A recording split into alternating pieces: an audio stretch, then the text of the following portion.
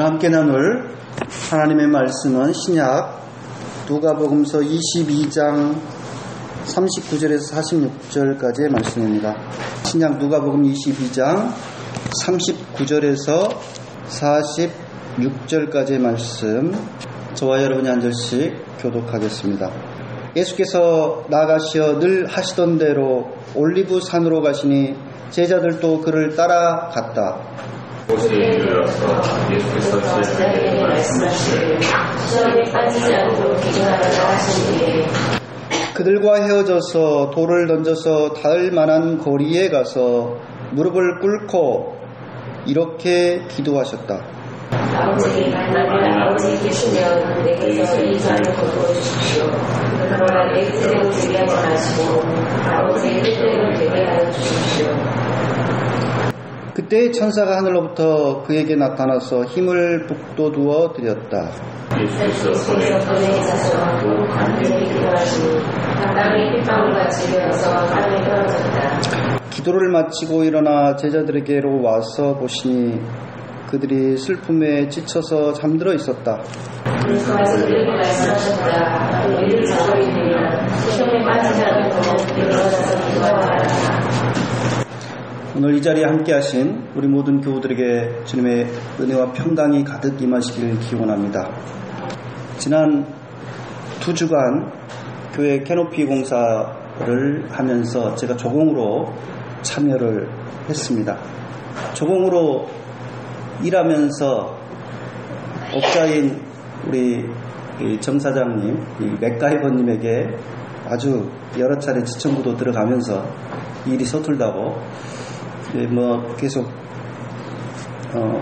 했지만 아무튼 그래도 끝까지 견디는 자가 구원을 얻으리라 이 말씀처럼 계속 하다 보니까 가물에 콩나듯이 칭찬도 듣기도 하고 어떤 때는 승용공인 정 사장님보다 더 잘한 경우마저 생겼습니다. 드릴로 나사못을 박는 작업 도중에 벌어진 일인데요. 우리 그 정 사장님이 그러니까 아치의 그 끝부위를 드릴로 이제 나사못을 박는데 계속 실패를 하더라고요. 한 4차례나 실패를 해요. 그래서 내가 지켜보는 내가 애가 타 죽겠어요. 그래서 내한테 맡기고 이 부위는 내한테 맡기고 딴 데 하시라고. 그리고는 이제 교회 드릴을 내와가지고 제가 나사못을 박았는데 단번에 들어갔다는 거 아닙니까? 그래서 그것을 보던 그 정 사장님도 아마 신기하기도 하고 내심 참 민망하기도 했을 겁니다. 어떻게 자신은 계속해서 못을 바꿔가면서 나사못을 바꿔가면서까지 했는데도 안 됐는데 나는 한 번에 들어갔는가. 참 우리 교회 드릴이요 별로 힘이 안 좋아요. 이게 충전식이고 가정용이기 때문에 그 우리 정사장 가지고 다니는 그 드릴보다 훨씬 힘이 안 좋습니다. 그럼에도 불구하고 별로 힘 안 들이고 확 박았거든요. 비결은 별게 아닙니다. 나사못이 처음 들어갈 때 비틀어져서 이렇게 들어갔어요. 그러니까 다시 박아도, 그러니까 나사를 다시 풀어가지고 다시 박아도 계속 그 방향으로 가버립니다. 나사못이 뭉그러져가지고 안 되는 줄 알고 버리고 다시 했는데 또 그 그리로 들어가고 또 그리로 들어가고. 저는 이제 그걸 보면서 저거는 쉽게 들어갈 수 없다 좀 생각을 했어요. 그래서 그 비틀어진 부위 그 앞부분에서 좀 시간을 끌었습니다. 그래서 길을 다시 냈어요. 그때 들어가요. 나사못이 제대로 바뀌려면 90도 각도로 딱 박아야 되거든요. 그래야지 바로 들어갑니다. 근데 이제 아무튼 제 예상이 맞았어요. 제대로 들어갔습니다. 이것을 겪으면서 아주 작은 일이지만 우리 사람도 이 나사못과 같지 않는가 그런 생각을 해봤어요. 한번 잘못된 습관을 들이고 나면 그것을 고치려고 아무리 애를 써도 계속 그리로 갑니다. 그게 사람의 속성 아닌가. 담배를 건강에 해롭다라고 모르는 사람 있나요? 하지만 참 호기심에서 무슨 이유에서든 담배에 길들여지게 되면 이게 이제 중독이 되게 되고, 그래서 끊으려고 아무리 노력을 해도 원점으로 다시 돌아가는 것을 볼 수가 있습니다. 식습관의 경우도 마찬가지죠. 누가 천천히 꼭꼭 씹어서 먹는 것, 그 다음에 소식하는 것, 그게 건강에 좋다는 거 누가 몰라요? 다 알죠. 그거 모르는 사람 있습니까? 근데 저 같은 경우도 너무 오랫동안 밥 먹는 습관이 이렇게 빨리 먹는 게 이렇게 길들여져 있어요. 그래서 천천히 먹어야지 마음속으로 하면서도 어느덧 빨리 먹고 있는 나 자신을 발견합니다. 이런 식습관, 잘못 들여진 식습관 고치려면 또 상당 기간 의식적으로 노력을 해서 습관을 바꿔야 되겠죠. 그러지 않고는 거의 불가능합니다. 로마학자 플리니우스는 습관은 모든 것들 가운데서도 가장 강력한 주인이라는 말을 합니다. 사람의 일상생활 대부분이 습관으로 이루어져 있습니다. 그래서 이 강력한 주인인 습관을 고치지 않는 한 사람이 달라질 수가 없다라고 하는 것입니다. 16세기 프랑스 사상가였던 몽테뉴는 습관에 관하여 라는 글을 남겼는데요. 그 글에서 자신의 특이한 습관을 하나 소개합니다. 성탑, 그러니까 16세기니까 이제 성곽이 있고 그게 이제 탑이 있었던 것 같은데, 그 탑 밑에 쪽에다가 자신의 서재를 마련했어요. 근데 거기에는 종이 달려 있고 온 성이 다 들리도록 큰 종소리가 땡그랑 울립니다. 건물 전체를 다 뒤흔들 정도로 큰 소리였다고 해요. 그런데 그렇게 종이 크게 울리는데도 어느덧 이게 익숙해져가지고 그 종이 울리는 가운데서도 자신은 잠을 깬 적이 없대요. 참 신기하죠. 아마 이 몽테뉴 같은 사람은 오히려 울려야 될 종소리가 제 시간에 안 들리면 이상하다고 깨날 거예요, 아마. 이게 사람이라는 것이죠.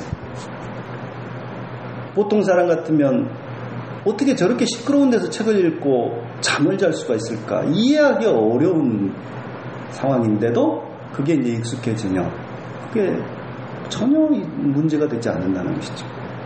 인간 자체가 환경의 동물이라 그런지 이 냄새나 맛, 소리 이런 것에 잘 적응을 해갑니다.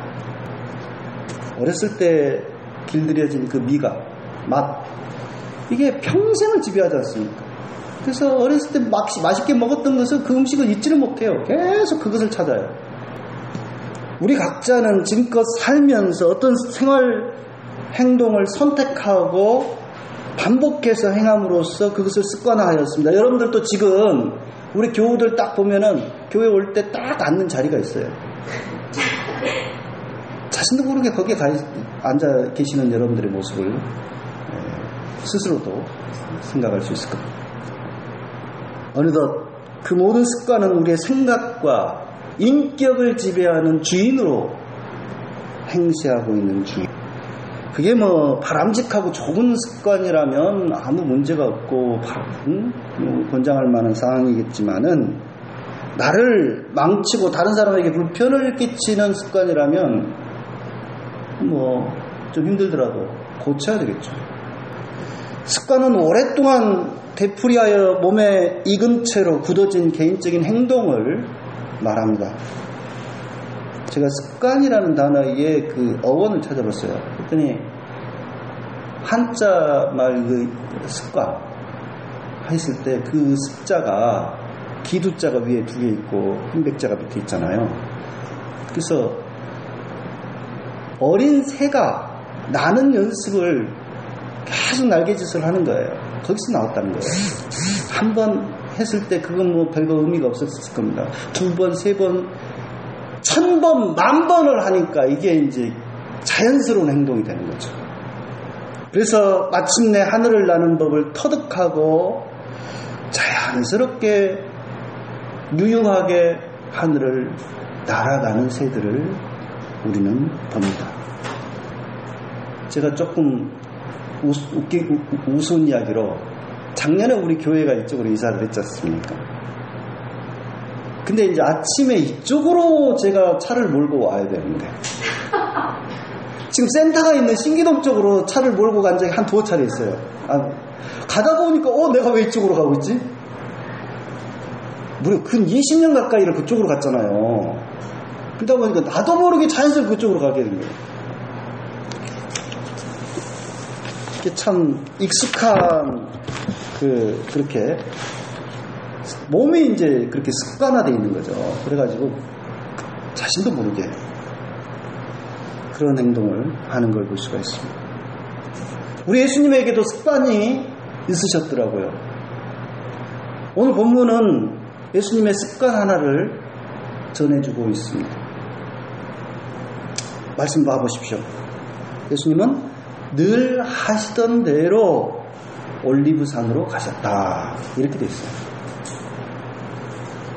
개역개정판 성경을 보면 이 해당 구절을 예수께서 나아가시사 습관을 따라 감람산에 가심에 제자들도 따라갔더니 이 감람이라는 말이 올리브라는 말이에요. 올리브산으로 갔다는 거예요. 습관에 따라서. 헬라어 성경을 살펴보면 실제로 습관이라는 단어가 있어요. 에도스라고 하는데 이 습관이라는 단어가 있습니다. 그러니까 유월절을 맞아서 예수님께서 예루살렘으로 올라가셔서 지내실 때에 습관적으로 계속해서 감람산에 올라가셨던 것을 알 수가 있습니다. 낮에는 성전에서 가르치시고 밤이 되면 제자들과 더불어서 감람산으로 가셨다라는 거죠. 자주 그곳을 찾으셨다. 예수님이 여러 차례 아무튼 이 감람산을 올라가셨다는 것을 알 수가 있고 그 감람산 가운데서도 감람산이 그 예루살렘 성전보다 한 40m 정도 높다고 그래요. 그렇게 높은 산은 아닙니다. 근데 그곳에 올라가셔서 앞으로 저 예루살렘 성전에서 저 성에서 무슨 일이 벌어질 것인지를 생각하시면서 기도하시면서 그 아래를 내려다보시고 묵상하시지 않았을까 싶습니다. 요한복음을 보면은 그래서 가룟 유다도 예수님과 제자들이 자주 모이는 그곳을 안다고 했어요. 너무 자주 갔기 때문에 그러니까 유다가 금방 찾을 수 있었던 거죠. 예수님께서는 잡히시던 날 마지막 순간을 그곳에서 기도하시면서 시간을 보내셨습니다. 제자들과 좀 돌 하나 던져서 던질 만큼 먼 거리에서 떨어져서 기도하셨다고 했습니다. 그러면서 제자들에게 시험에 빠지지 않도록 깨어 기도하라 라고 당부하시고 혼자 좀 떨어진 곳에 나아가셔서 기도하신 거죠. 이는 예수님께서 밤늦게까지 혼자서 기도하셨다는 사실을 암시합니다. 누가복음만이 예수님께서 그런 어떤 습관을 가지신 분이라는 사실을 한 3차례 언급하고 있어요. 예를 들면 12살 무렵에 예수님께서 유대인의 관례에 따라 관습에 따라 유월절을 맞아 예루살렘에 올라가셨다. 이렇게 되어 있어요. 예수님의 부모와 더불어서. 여기서 관습에 따라, 이 관습이라는 단어가 습관이에요. 에도스. 또 공생애를 처음 출발하실 때 예수님께서 자신의 고향인 나사렛을 찾아가셨는데 그 회당에 들어가시잖아요. 그래서 설교하셨는데 그 본문에서도 보면은 늘 하시던 대로 안식일에 회당에 들어가셨다. 이렇게 되어 있어요. 늘 하시던 대로 그게 지금 습관을 그런 식으로 좀 풀어서 의역한 거거든요.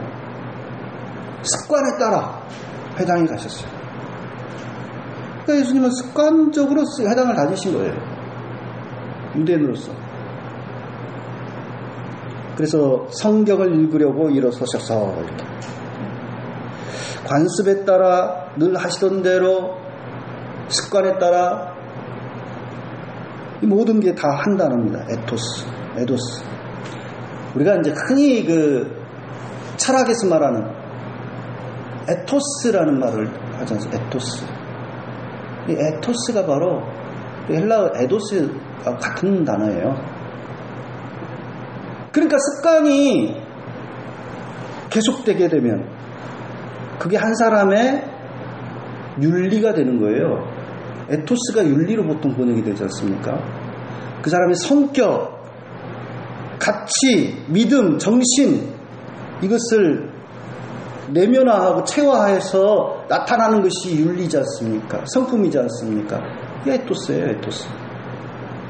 예수님께서도 오랜 그 반복적인 행동, 습관적인 행동을 통해서 그 자신만의 고유한 인격을 형성하셨고 성품을 지니시게 되었다라고 하는 사실입니다.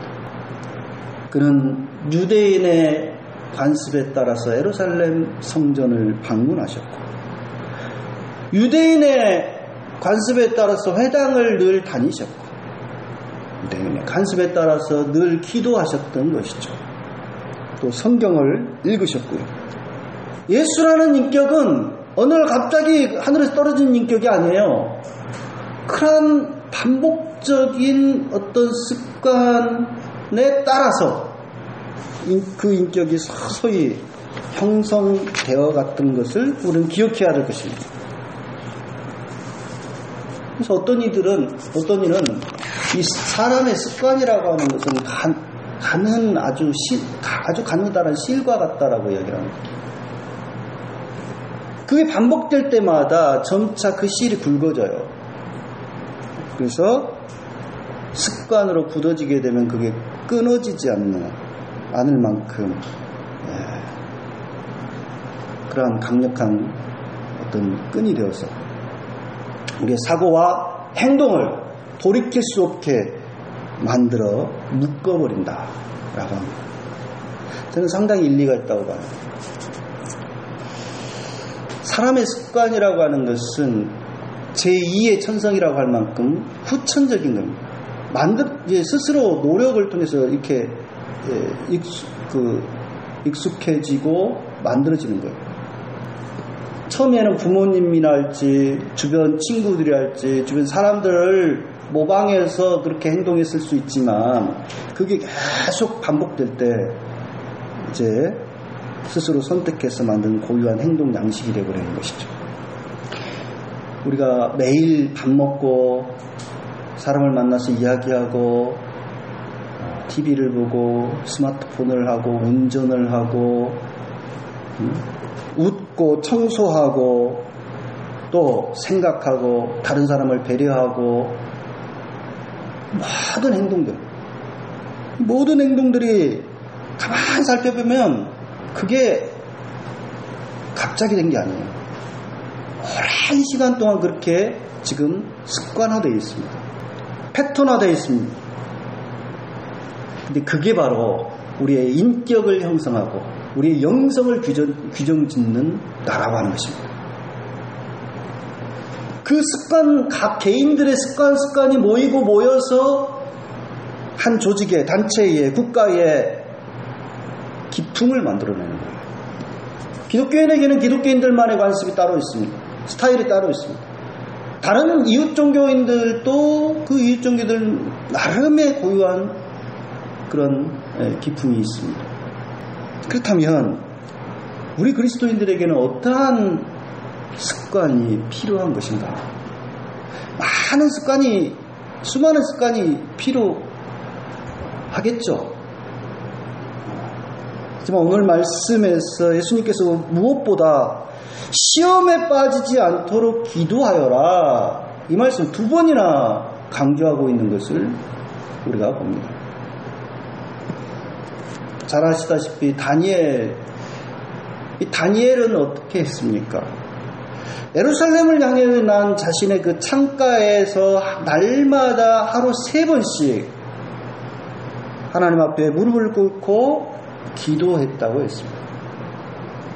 그런 습관을 가지고 있어요. 그 습관이 그 동료인 관료들에게 다 알려져 있습니다.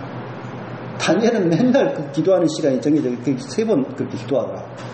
근데 그것을 빌미를 이 다니엘을 흠잡아서 넘어뜨리려고 하면 계속 그 노리는 자들이 해도 안 되니까 그 습관을 구실로 해서 다니엘을 죽이려고 하죠. 왕을 꼬시는 거예요. 앞으로 한 달 동안 임금님 당신이 아닌 다른 어떤 신에게 기도하는 자는 사자굴에 던져 넣어버립시다. 그런 법을 만듭시다. 아무 생각 없는 임금 느부갓네살은 좋다 그렇게 해라 했죠. 근데 그런 법령이 통과된 걸 다니엘이 왜 몰랐겠어요? 근데 자신의 습관대로 기도하는 거예요. 그래서 다니엘을 사자굴에 쳐넣었지만 하나님께서는 그 사자들로 하여금 다니엘을 해코지하지 않도록 막아주심으로써 그가 기적처럼 살아난 것을 말씀을 통해서 우리가 보게 됩니다. 저는 이와 같은 기도 습관, 이 기도 습관을 어떠한 유혹과 시험에도 흔들리지 않게 만들고자 새살슬로 동여매는 그런 습관에 해당한다고 저는 생각합니다. 기도하지 않으면 시험이 닥칠 때에 쉽게 무너지고 맙니다. 예수님도 고난 앞에서 두려우셨습니다. 고뇌하셨습니다. 어찌 해야 될지 막막하셨을 겁니다. 하지만 고투어린 그 기도를 감난산에서 겟세마네 동산에서 하심으로써 끝내 그 모든 유혹을 물리치고 험한 길을 오롯이 걸어가실 수 있었습니다. 저처럼 날마다 기도하는 마음으로 살아가고자 애쓰면서 주님의 말씀 안에 저희들을 단단히 동여매어 나아가는 저와 여러분들 되기를 간절히 기원합니다. 기도하겠습니다.